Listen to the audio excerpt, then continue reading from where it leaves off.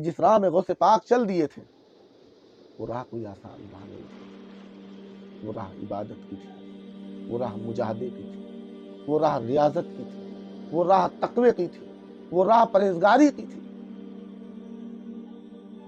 آپ کو بتائیں کہ آپ شہر چھوڑ کر عراق کی ویران وادیوں میں چلے گئے تاکہ مکمل تنہائی مل سکے، کیونکہ جب تنہائی میں انسان ہوتا ہے نا تبھی وہ اپنے رب کو ڈھونڈ پاتا ہے، تبھی وہ خود کو ڈھونڈ پاتا ہے۔ جب وہ اکیلا ہوتا ہے، جب دنیا میں ہوتا ہے تو خود کو نہیں ڈھونڈ پاتا، جب تنہائی میں ہوتا ہے تب وہ خود کو ڈھونڈ پاتا ہے۔ تو غوث پاک مکمل تنہائی کے لیے ویرانوں کی طرف نکل گئے۔ جیسے ہی سرکار غوث پاک نے اپنی مجاہدانہ زندگی کا آغاز کیا تو اللہ کا فضل جو شروع سے ہی آپ کے ساتھ تھا اور زیادہ ہو گیا۔ جیسے ہی مجاہد بن گیا، نفس سے جنگ کرنے والے، اپنی خواہشات سے جنگ کرنا، ابھی تک تو کیا تھا، اللہ کا فضل و کرم تھا، آپ علم و دین حاصل کر رہے تھے، عبادت کیا کرتے تھے، علم و دین حاصل کر رہے تھے، اب مجاہدے کی طرف آ گئے تھے تو اب اللہ کا فضل اور زیادہ ہو گیا، اور اتنا زیادہ ہوا کہ اللہ نے اپنے پیارے حضرت خضر علیہ السلام کو آپ کے پاس بھیجا، لیکن غوث پاک انہیں پہچان نہیں پائے جب تک خواجہ خضر نے خود بتایا نہیں۔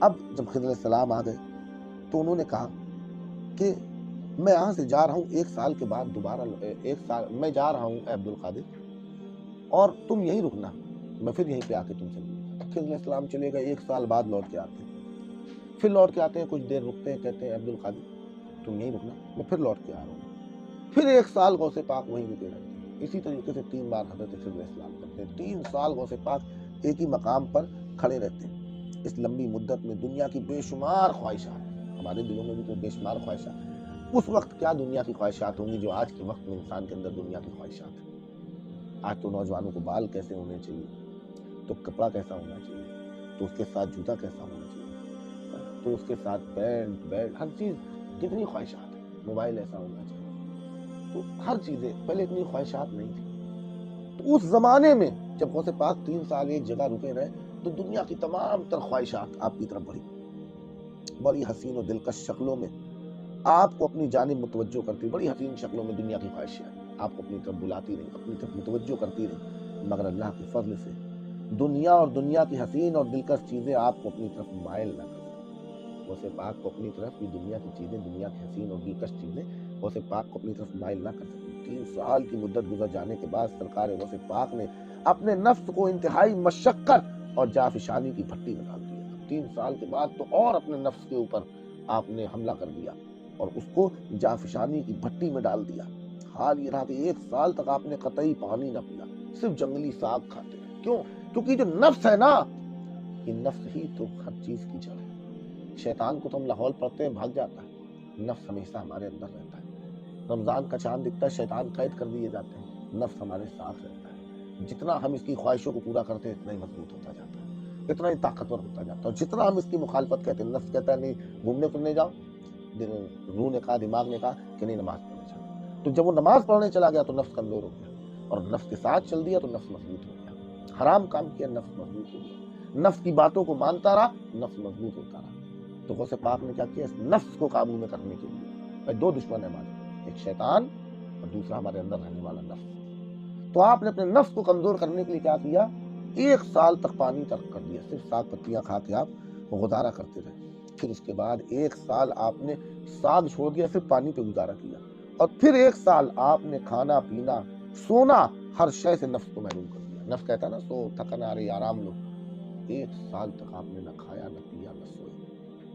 جس زمانے میں تاجدار جیلان عبادت، ریاضت اور مجاہدہ نفس کے دشوار مرحلے طے فرما رہے تھے تو ابلیس لین کی شیطانیت بھڑک گئی۔ کوئی بھی شخص دین کی راہ پہ چلے، آگے چلے، تو نفس کیا ہے، شیطان کا ساتھی، اور وہ شکست کھا رہا تھا تو وہ اپنے ساتھی کو شکست کھاتا کیسے دیکھ لیتا۔ نفس کے حال کو دیکھ کے شیطان کی شیطانیت بھڑک اٹھی۔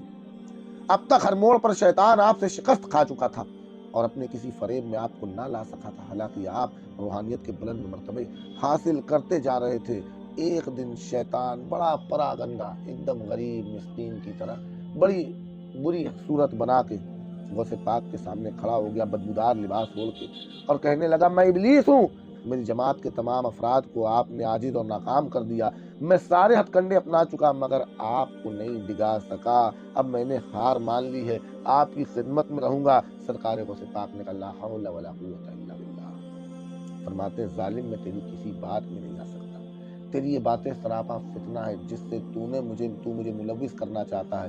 ابھی آپ کا جواب ختم نہ ہوا تھا، پردہ غیب سے ایک ہاتھ نمودار ہوا جو ابلیس کے اوپر پڑا اور وہ زمین کے اندر دھستا ہوا غائب ہو گیا۔ یہ حال ہوتا ہے ابلیس جن لوگوں سے ہٹ جاتا ہے، ہم لوگوں کے ساتھ تو سامنے ہی نہیں آتا، ایسے ہی ہم لوگ کے ساتھ کھیلتا رہتا ہے۔ جب ان سے ہٹ گیا تو ان کے سامنے آ کر میں بھی، اور میں تھک ہار گیا ہوں، آپ کی خدمت میں رہنا چاہتا ہوں، لیکن سرکار غوث پاک کہاں اس کی بات پہ آنے والے تھے۔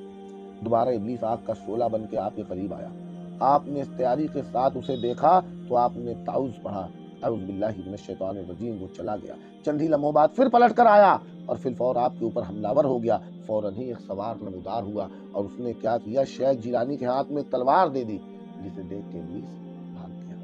تیسری بار ابلیس مکر اور فریب کے نئے جال کو لے کے آیا۔ کیا کرتا ہے ابلیس؟ وہ پاک ایک جنگل میں تھے، پیاس کا غلبہ ہوا اور کہیں پانی کا نام و نشان نہیں، ایک دم سے بادل آئے، بارش ہونے لگی۔ وہ پاک نے بارش کا پانی اٹھایا اور پینے لگے۔ ابھی پی رہے تھے، دیکھتے ہیں چاروں طرف ایک نور چھا گیا اور آواز آئی، عبد القادر، ہم نے آپ کی عبادت کو دیکھا اور ہم نے آپ کے اوپر تمام جو ناجائز اور جو تمام حرام چیزیں تھیں آپ پہ حلال کر دیں اور نماز آپ پہ معاف کر دی۔